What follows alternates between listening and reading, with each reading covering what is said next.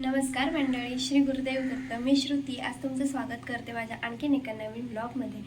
तर हा माझा नवीन लुक तुम्हाला कसं वाटतं नक्की कमेंट करून सांगा. सो मी आज केस माझी शॉर्ट केली, कट केली पूर्ण.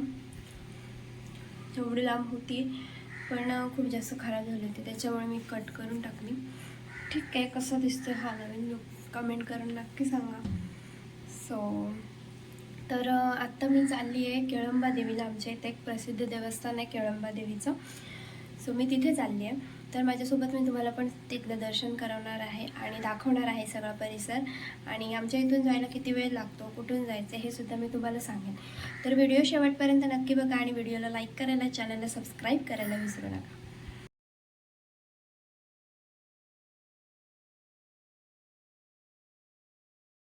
सो फायनली आम्ही निघालो आहे जायला देवीच्या दर्शनाला. तर आजी आहे, आई आहे आणि इकडे आत्या आहे आणि इकडे मामा आहेत गाडी चालवतात. सो चला तर मग, आणि तुम्हाला पण दाखवते रस्ता जायचा. आणि सो हा अलिबागकडून पेणकडे जाणारा रस्ता आहे आणि तिकडेच आपल्याला जायचं आहे. सो पुढे अजून तुम्हाला मी दाखवेन. असं छान एन्जॉय करत आम्ही तर निघालो होतो देवीच्या दर्शनासाठी. तर आता मी तुम्हाला सांगते ते की वेशवी ते खरोशीपर्यंत जाण्यासाठी जे मेन स्टॉप मला लागले ते. तर सर्वात आधी वेशवी, मग वाडगाव, सागाव, कार्लेकिंड, तिनविरा जिथे धरण आहे, पेजारी, पोयनाड, शहाबाज, धरमतर. त्यानंतर येते ती सगळ्यात फेमस अशी JSW कंपनी. त्यानंतर वडखळ, पेण आणि मग आपला येतो तो मेन स्टॉप जो की खरोशी.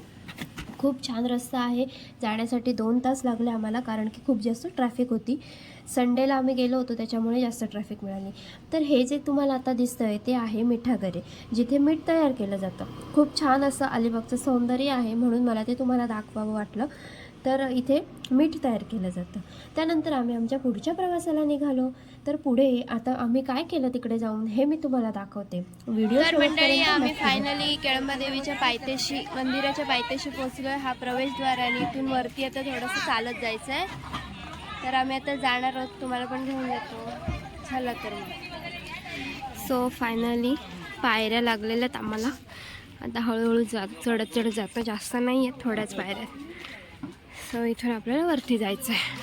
सो हळूहळू आम्ही चढतो आहे. पण आता ठीक आहे,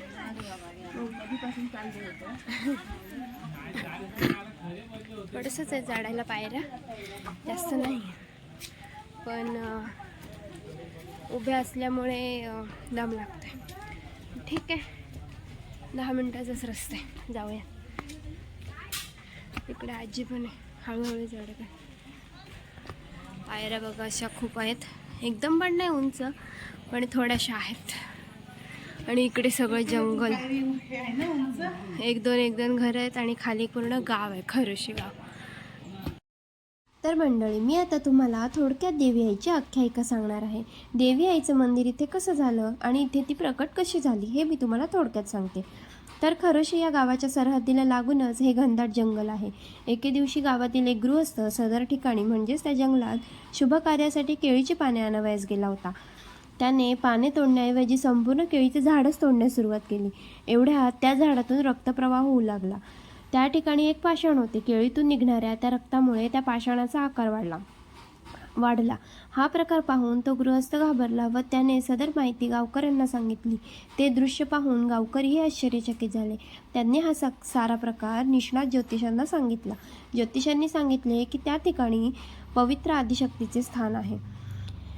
ते म्हणजे स्वयंभू, शाश्वत आणि सदैव जागृत असणारी श्री केळंबा देवी, जिचं की आत्ता आपण दर्शन करतोय. सो तुम्ही सुद्धा एकदा इथे जा, दर्शन करा, देवी आईचं छान असं रूप पहा. खूप छान वाटतो. परिसरसुद्धा खूप छान आहे आणि हे मंदिर डोंगरामध्ये आहे वरती. तर इथे आजूबाजूला भरपूर अशी केळीची झाडं आणि वेगवेगळ्या फुलांची वगैरे सुद्धा झाडं आहेत. सो खूप छान वाटतं. आम्ही सुद्धा खूप छान दर्शन केलं. तुम्हालाही आवडेल, नक्कीच तिथे जाऊन दर्शन करा. खूप छान मंदिराचा परिसर आहे, खूप छान. नवरात्रीत वगैरे खूप जास्त गर्दी असते इकडे, पण आता नाही. तर ही आहे देवीची मूर्ती. दर्शन वगैरे झालं आणि आता आम्ही घरी जायला निघालो आहे. दर्शन घ्या, छान असं दर्शन झालं आमचं सुद्धा आणि तुम्ही पण घ्या.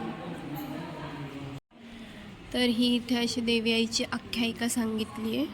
आरती आहे आणि देवी, आणि ही इथे देवी. खूप सुंदर रूप आहे देवीचं, तुम्ही सुद्धा बघून घ्या. खूप छान वाटलं, खूप मस्त दर्शन तर आमचं झालं आणि आता आम्ही घरी जायला निघालोय, उतरतोयच अजून. तर कसं वाटलं तुम्हाला हा व्हिडिओ हे कमेंट करून नक्की सांगा आणि चॅनलला सबस्क्राईब करायला विसरू नका. त्याचबरोबर तुम्ही एकदा इथे येऊन आईचं दर्शन नक्की घ्या. खूप छान वाटतं, खूप प्रसन्न वाटतं. नवरात्री उत्सव इथे खूप उत्साहात साजरा केला जातो आणि खूप छान असते इथे, पण खूप जास्त गर्दी असते. इतर दिवशी आल्यावर जास्त गर्दी नसते. सो तुम्हीसुद्धा एकदा इथे या. खरोशी गाव पेण तालुक्याजवळ आहे. तर या इथे दर्शन घ्या. आणि हा व्हिडिओ तुम्हाला कसा वाटला हे कमेंट सेक्शनमध्ये नक्की सांगा. चॅनलला सबस्क्राईब करायला विसरू नका. धन्यवाद.